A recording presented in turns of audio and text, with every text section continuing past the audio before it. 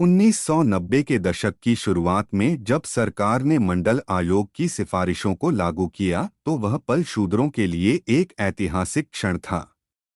इस कदम ने सरकारी नौकरियों और सरकारी उच्च शिक्षा में अन्य पिछड़ी जातियों, एक श्रेणी जिसमें अधिकतर पारंपरिक रूप से मजदूरी और कारीगरी करने वाली शूद्र जातियां सम्मिलित थीं, के लिए आरक्षण लागू कर दिया।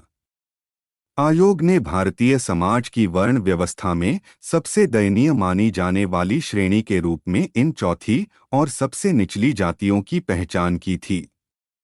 श्रेष्ठतर समझी जाने वाली जातियों के बरक्स वे सामाजिक, आर्थिक और शैक्षिक दृष्टि से बहुत पिछड़े हुए थे, फिर भी उन्हें सकारात्मक पक्षपात की नीति, जिसे आज़ादी के बाद दलितों और आदिवासियों, अनुसूचित जातियां और अनुसूचित जनजातियां के लिए अपनाया गया था, से बाहर रखा गया था। आयोग ने ऐतिहासिक पिछड़ेपन के आधार पर अन्य पिछड़ी जातियों के लिए आरक्षण की एक अलग श्रेणी तैयार की। ब्राह्मण और वैश्य जातियों, यहां तक कि शूद्रों के एक तबके ने भी इस कदम का कड़ा विरोध किया। अपेक्षाकृत रूप से अंत शूद्र जातियों के शिखर पर आसीन संपन्न जमींदार समूहों जैसे कम्मा, रेड्डी, कापू, गौड़ा, नायर, जाट, पटेल, मराठा, गुज्जर, यादव इत्यादि जातियां दशकों से खुद ब्राह्मण बनिया जातियों की आदतों और पूर्वाग्रहों को अपनाने में लगी थीं। 1996 में प्रकाशित अपनी पुस्तक मैं हिंदू क्यों नहीं हूं में मैंने इन उच्च शूद्र जातियों का वर्णन नवक्षत्रियों के रूप में किया था। ये समूह इस भरोसे खुद का संस्कृतिकरण कर रहे थे कि वर्ण व्यवस्था में पारंपरिक रूप से दूसरे स्थान पर आसीन और लगातार क्षय होते क्षत्रियों का स्थान ले पाएंगे। मंडल आयोग की सिफारिशों को लागू हुए 2.5 दशक बीत चुके हैं। एक पूरी पीढ़ी बड़ी हो चुकी है। यह वक्त है पूछने का कि आरक्षण इन शूद्र अन्य पिछड़ी जातियों को कितनी दूर तक लेकर आया है। उच्च शूद्र जातियों जिन्होंने इस आरक्षण का विरोध किया, का क्या भला हुआ? आज शूद्र भारत में खुद को कहां पाते हैं? भारत की कुल जनसंख्या में शूद्रों की तादाद तकरीबन आधी है, एक ऐसा देश जो जनसंख्या के मामले में दुनिया में दूसरे नंबर पर है। 80 के दशक में मंडल आयोग इस नतीजे पर पहुंचा कि भारत में अन्य पिछड़ी जातियों की तादाद, जिसमें उच्च शूद्र जातियां शामिल नहीं हैं, 52% है। आज की तारीख में यह संख्या 65 करोड़ से अधिक बैठती है, जो अमेरिका की जनसंख्या से 2 गुना और पाकिस्तान या ब्राजील से 3 गुना है। जबकि अगड़ी जातियों छत से ज्यादा नहीं बैठता। इतनी बड़ी संख्या होने के बावजूद भी शूद्रों का प्रतिनिधित्व राजनीतिक, सामाजिक और आर्थिक क्षेत्र में, चाहे वह सरकार, निजी व्यवसायों, धर्म और शिक्षा में, पर्याप्त नहीं था। राष्ट्रीय स्तर पर तो विशेष तौर पर वे ब्राह्मणों और वैश्यों, खासकर वैश्यों के अधीन थे। यही बात उच्च शूद्रों के ऊपर भी लागू होती है, जो आज अजीबोगरीब स्थिति में हैं। अन्य पिछड़ी जातियों की सूची में उनका नाम शामिल न किए जाने की वजह रही है उनके द्वारा इस बात पर जोर देना कि उनका अन्य शूद्रों से उच्चतर रुतबा है।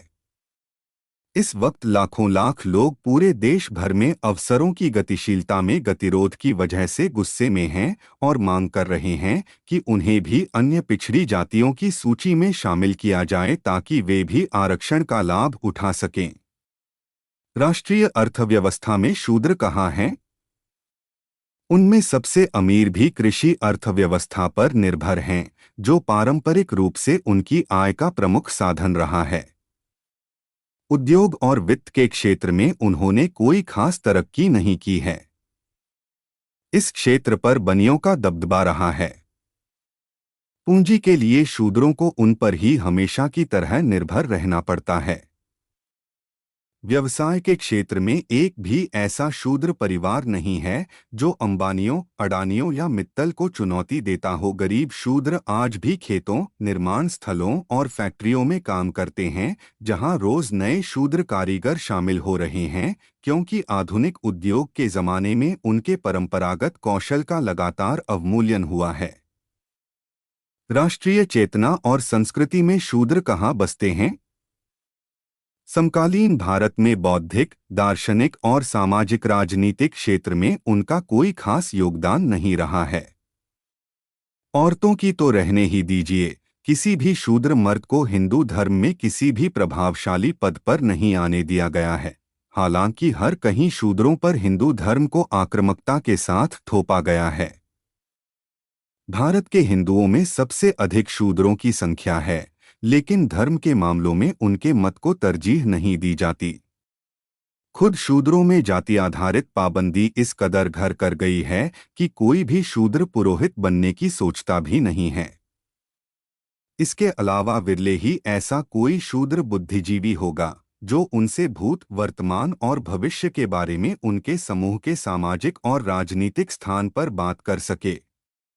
हद से हद ऐसी शख्सियतें प्रादेशिक स्तर पर मौजूद हैं और अपनी अपनी भाषाओं में उनसे संवाद करती हैं, लेकिन राष्ट्रीय बहस में वे कभी शरीक नहीं हो पाती।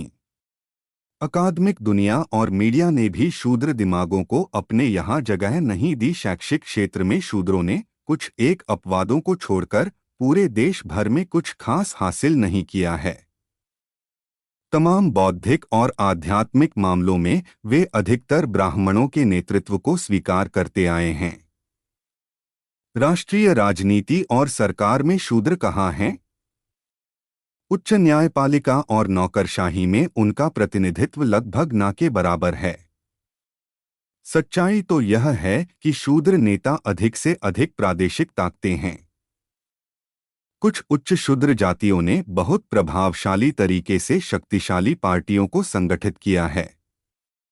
उत्तर प्रदेश और बिहार में यादवों ने, या आंध्र प्रदेश और तेलंगाना में कम्मा, रेड्डी, कापू और वेलम्माओं ने, लेकिन इन पार्टियों और नेताओं का प्रभाव क्षेत्र उनके अपने राज्यों और अधिकतर जाति और कौमपरस्ती तक ही सीमित रहा है। एक व्यापक एकजुटता जुटाने में वे कामयाब नहीं रहे हैं। इन नेताओं के केंद्र में सत्ता के साथ गठजोड़ बनाने के प्रयास उनकी अधीनता का घोतक रहा है और इससे उनके शूद्र घटकों के लिए कोई भी सार्थक फायदा पहुंचना अभी बाकी है। कांग्रेस और भारतीय जनता पार्टी जैसी राष्ट्रीय पार्टियों में शूद्रों के सरोकारों का कोई खास प्रतिनिधित्व नहीं है। न ही वे निर्णय लेने वाले पदों पर आसीन हैं।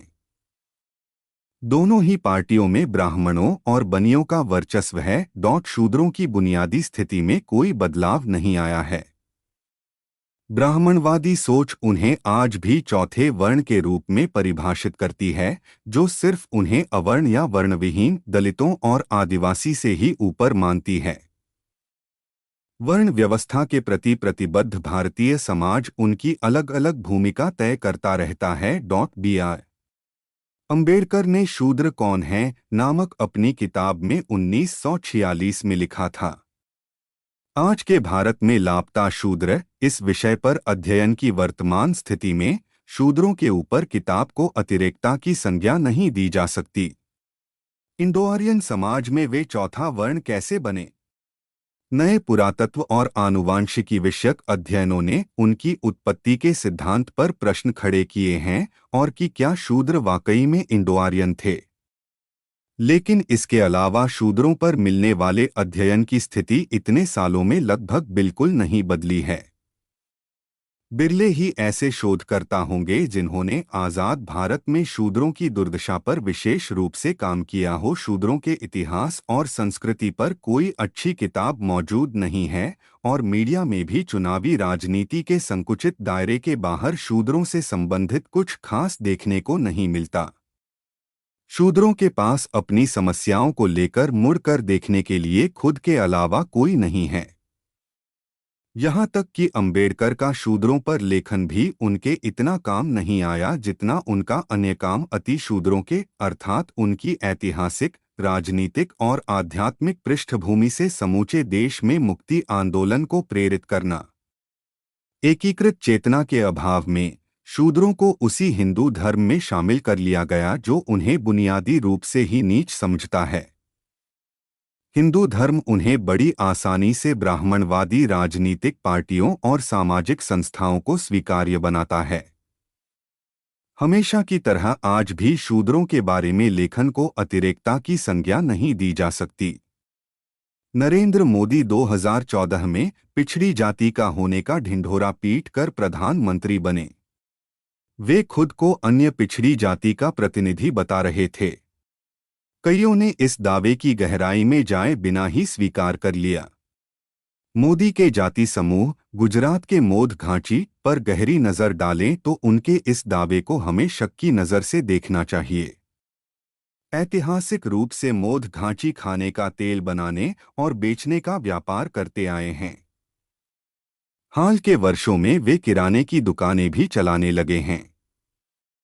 यह उन्हें अन्य शूद्र जातियों से साफ तौर पर अलग करता है, जो अधिकांशतः खेती और मजदूरी का काम करते हैं। ब्राह्मणवादी सोच की नज़र में एक नीच का वर्ण व्यवस्था पेशे से निर्धारित होती है और इसके अनुसार व्यापार करने वाले लोग तीसरे स्थान पर वैश्य जाति का हिस्सा हैं।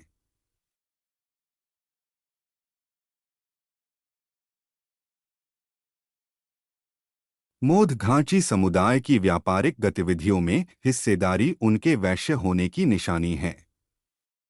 उन्हें गुजरात में नीच जाति नहीं समझा जाता।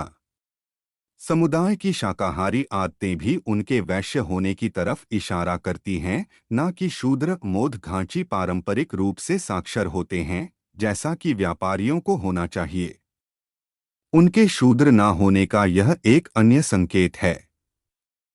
जाति के नियमों के अनुसार शूद्रों पर लिखने पढ़ने की पाबंदी है और इस नियम का उल्लंघन करने पर सख्त सजा के प्रावधान हैं।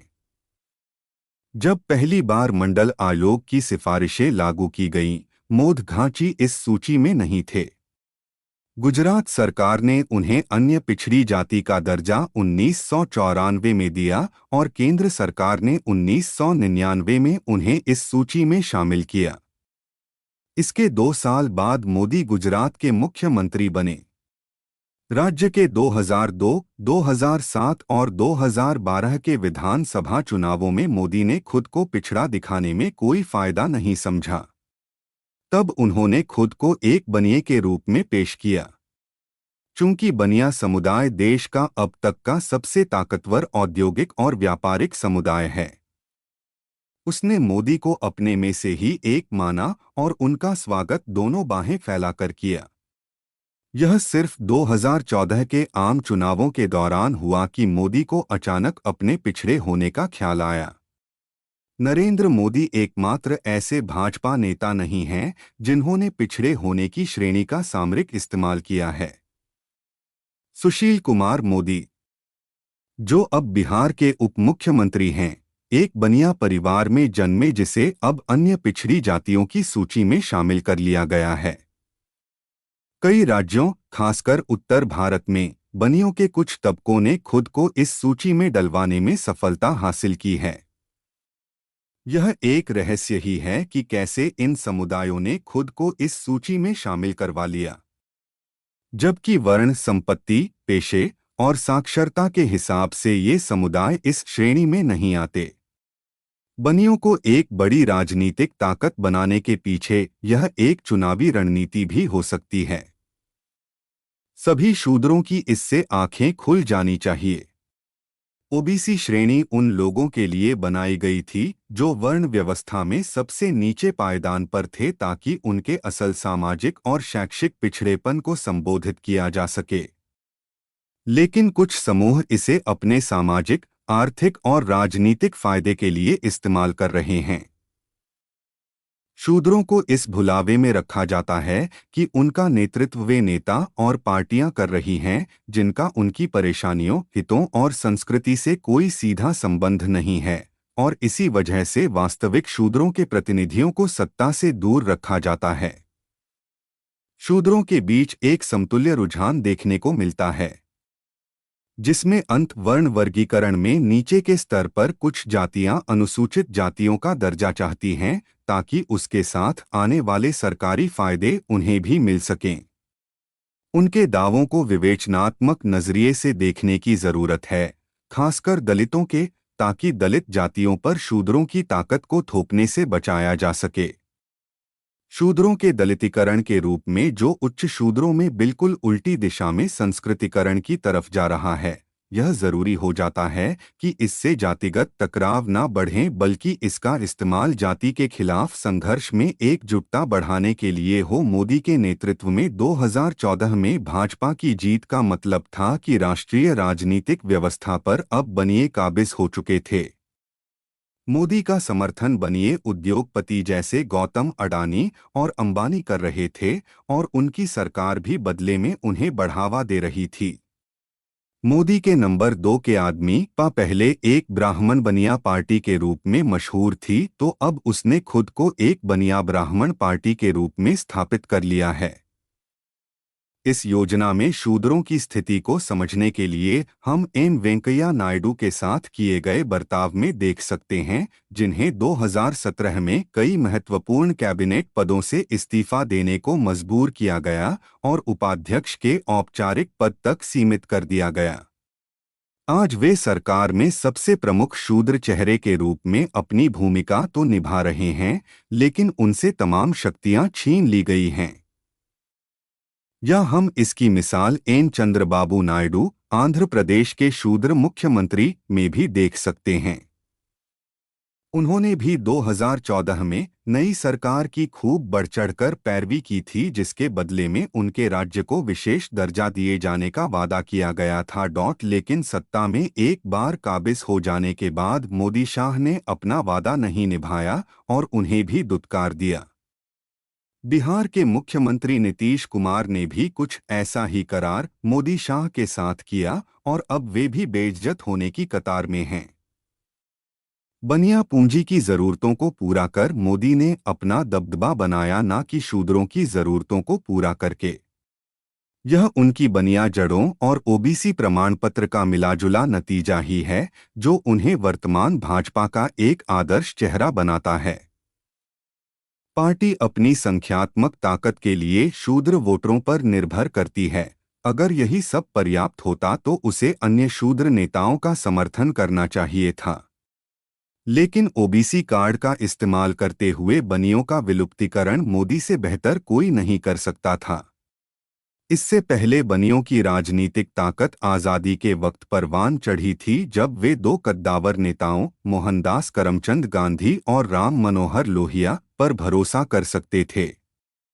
नेहरू के दौर में जब कांग्रेस पर ब्राह्मणों का वर्चस्व था, वे राष्ट्रीय राजनीति के परिदृश्य में अदृश्य हो गए। हालांकि उनका व्यवसाय, उद्योग और निजी प्रेस के जरिए खासा वर्चस्व बना रहा। बनियों ने फिर जनसंघ शुरू करने की तरफ रुख किया, जिसने कालांतर में भाजपा का रूप ग्रहण किया। लेकिन वहां भी हाल तक नेतृत्व ब्राह्मणों के हाथों में ही बना रहा। अपने रुतबे की अवज्ञा करते हुए, यहां तक कि ब्राह्मणों को पीछे धकेलते हुए, बनियों ने राष्ट्रीय सत्ता के शीर्ष पर पहुंचना अपने लिए कैसे मुमकिन बनाया। ब्राह्मणों की सन्यासी मूल्य परंपरा के अनुसार बतौर व्यापारी उनके काम को कभी हे दृष्टि से देखा जाता था, ठीक वैसे ही जैसे शूद्रों के श्रम और कृषि उत्पादन को आज भी देखा जाता है। हालांकि बनियों की जाति और उनके जातिगत पेशे को अब सम्मान की दृष्टि से देखा जाता है। यह बदलाव कैसे संभव हुआ, जबकि शूद्रों के काम और उनके रुतबे में प्राचीन समय से कोई बदलाव नहीं आया है? इस प्रश्न पर शूद्रों को गंभीरता से विचार करना चाहिए, क्योंकि उनके लिए यह एक मिसाल के रूप में काम कर सकता है और उन्हें उनके हाशिए पर बने रहने और उत्पीड़न को समझने में मददगार साबित हो सकता है। इसका एक सीधा जवाब मुद्रा हो सकता है। जब जाति आधारित समाज में उदारवादी पूंजीवाद का प्रवेश होता है, तो जो समूह उससे सबसे अधिक फायदा उठाते हैं, वे वही समूह होते हैं जिनका सदियों से जाति व्यवस्था के आधार पर व्यापारिक पूंजी पर एकाधिकार रहा है। वैश्विक बाजार में भारत के उभरने से देश की पूंजी और अर्थव्यवस्था पर बनियों के वर्चस्व को और पुख्ता कर दिया और संपदा, रुतबे को अपने साथ लेकर आती ही है। लेकिन यह कहानी का सिर्फ एक पहलू है। बनिए तब से अमीर हैं जब उनकी सामाजिक और राजनीतिक साख उतनी ऊंची नहीं थी। बाद के औपनिवेशिक काल में ही बनियों के पास बेशुमार दौलत थी, लेकिन ब्राह्मणे के आगे वे फिर भी बौद्धिक रूप से हीन भावना का शिकार थे। दौलत इस भाव से पार पाने के लिए काफी नहीं थी। अपनी पारंपरिक सामाजिक हैसियत के इस वैचारिक बंधन को तोड़ने के लिए उन्हें विचारक पैदा करने थे। आज वे जिस स्थिति में हैं, उन्हें वहां लाने के लिए मोहनदास करमचंद गांधी और राम मनोहर लोहिया का बहुत बड़ा हाथ है। न केवल राजनीतिज्ञों के रूप में बल्कि विचारकों के रूप में भी, जिन्होंने भारतीय सोच को प्रभावित किया। दोनों ही बनिए जमीनी बुद्धिजीवी थे। दोनों को ही प्रतिष्ठित पश्चिमी शिक्षा प्राप्त थी और दोनों को ही अंग्रेजी भाषा में महारत हासिल थी। दोनों ने ही खूब लिखा और छपे भी। ब्राह्मण विचारकों के बीच दोनों ने अपनी खूब प्रतिष्ठा स्थापित की तथा स्वतंत्रता आंदोलन और गणतंत्र के शुरुआती दिनों को दिशा प्रदान की। इसने बनियों की प्रतिष्ठा और आत्मसम्मान को बहुत ऊंचा उठा दिया। गांधी खासकर ब्राह्मण के लिए खासे कारगर साबित हुए। उनकी सार्वजनिक छवि और व्यक्तिगत आदतें, उनका पहनावा, उनके व्रत, उनका शाकाहार, ब्राह्मण अनुष्ठानों में शुचिता को लेकर उनका जुनून ब्राह्मण दर्शन के सन्यासीनुमा जीवन पद्धति से बहुत कुछ मिलता जुलता था। एक बनिया ब्राह्मण तौर तरीकों को अपनी श्रद्धांजलि दे रहा था। आधुनिक भारतीय राजनीति में औद्योगिक पूंजी के लिए रास्ता खोलने में गांधी का योगदान उतना ही महत्वपूर्ण था। सार्वजनिक रूप से गांधी औद्योगिक पूंजी के खिलाफ थे और ग्रामीण अर्थव्यवस्था की वापसी की वकालत करते थे। निजी तौर पर उन्हें बनिया उद्योगपतियों से समर्थन लेने और बड़े व्यवसायों को बढ़ावा देने में कोई परहेज नहीं था। उनके संरक्षण में बिड़लाओं और गोयंकाओं ने खासकर भरपूर कमाया और बदले में उन्होंने उदारदिली से दिया भी। वे गांधी के इस सार्वजनिक शब्दाडंबर से कतई भी विचलित नहीं थे। यह गौरतलब है कि गांधी की ग्रामीण अर्थव्यवस्था की परिकल्पना जाति आधारित आदर्श श्रम विभाजन से उपजती है। उन्होंने छुआछूत के खिलाफ तो बोला, लेकिन कभी भी जाति व्यवस्था के खिलाफ नहीं। कारगर रूप से उन्होंने वाणिज्य और पूंजी पर वैश्यों के एकाधिकार की पैरवी की और शूद्रों और दलितों को उनके द्वारा शोषण के लिए खुला छोड़ दिया। स्वतंत्र भारत के सत्ताधारियों ने तब से अधिकतर गांधी का ही अनुसरण किया है। कुछ ही ऐसे राजनीतिज्ञ हुए हैं, चाहे वे ब्राह्मण या कोई और, जो बनियों और उनकी पूंजी को नजरअंदाज करना गंवारा कर सकते हों। यह बात उन राजनीतिज्ञों पर भी लागू होती है जिन्होंने गांधी की ही तरह सार्वजनिक रूप से उन हाथों की भर्त्सना की जो उनके मुंह में निवाला डालते हैं। गांधी का राजनीतिक दर्शन उद्योगों से उत्पन्न वाणिज्यिक पूंजी तथा ब्राह्मणवाद से उत्पन्न सांस्कृतिक पूंजी पर निर्भर करता था। बनियों का एक समुदाय के रूप में खुद को स्थापित करना इसी मुख्य आधार में प्रतिबिंबित होता है। उनके पास पूंजी की अपार ताकत थी और उन्होंने ब्राह्मणों के तौर तरीके अपना लिए थे। गांधी ने भारतीय समाज और सत्ता में बनियों के बराबरी के दावे को समाविष्ट किया। लोहिया के साथ बनियों का संबंध ज्यादा पेचीदा था। वे उनकी बौद्धिकता और ब्राह्मण नेहरू के नेतृत्व को खुली चुनौती का लोहा मानते थे।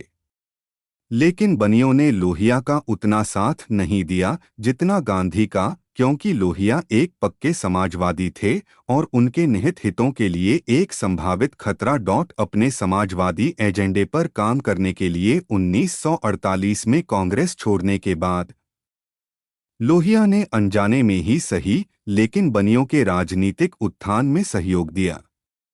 उनकी कांग्रेस विरोधी राजनीति की वजह से कई शूद्र पार्टी से अपने निष्कासन से हताश हुए, क्योंकि इसकी वजह से ब्राह्मणों का वर्चस्व फिर से कायम हो गया था।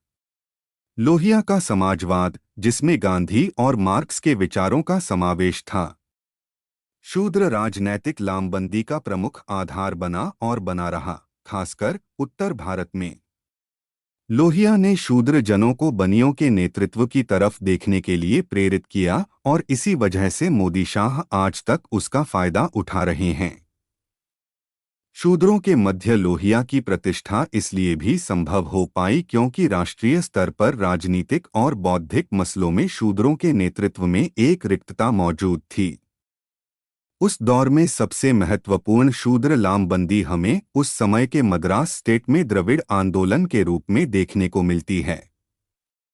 लेकिन पेरियार समेत इसके नेताओं को इसकी परिधि के बाहर कोई खास स्वीकृति नहीं मिली। हालांकि स्वतंत्रता आंदोलन के दौरान सैकड़ों शूद्र स्थानीय नेताओं के रूप में उभरे, लेकिन कोई एक भी राष्ट्रीय स्तर के नेता के रूप में स्थापित नहीं हो पाया। इसमें एक अपवाद जरूर था। उस दौर के शूद्र नेताओं में वल्लभ भाई पटेल सबसे जाना पहचाना चेहरा था, लेकिन उनके बौद्धिक क्षितिज का एक सीमित दायरा था। गांधी और नेहरू की तरह उन्होंने कभी भी ऐतिहासिक, दार्शनिक और धर्मशास्त्र के मुद्दों पर ध्यान नहीं दिया। गांधी ने एक किसान नेता के रूप में उनके जन आकर्षण का इस्तेमाल किया और बाद में नेहरू ने उन्हें एक आदेशों को लागू करवाने वाले के रूप में। वे सरदार और भारत के लौह पुरुष के रूप में जाने गए, जिनमें वह बौद्धिक और दार्शनिक अर्थ नहीं छिपा था। इसकी तुलना कीजिए गांधी को दिए गए महात्मा नाम से या नेहरू को दिए गए पंडित से।